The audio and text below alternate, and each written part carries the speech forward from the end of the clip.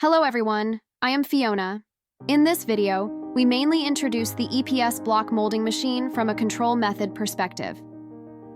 Control system. The control system for EPS block molding machine is mainly controlled by PLC and touchscreen. The system has a built-in multifunctional control system for low-pressure molding process, and the operation panel uses an industrial-grade high-resolution 10.5-inch LCD display.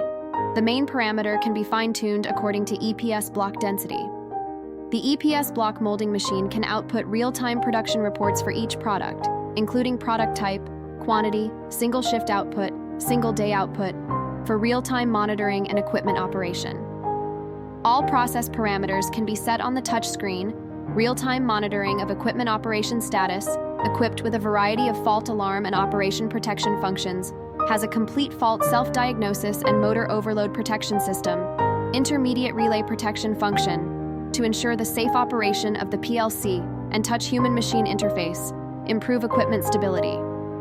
For more information about the EPS block molding machine and EPS mold, please contact us by email or mobile phone. We will be happy to answer your questions.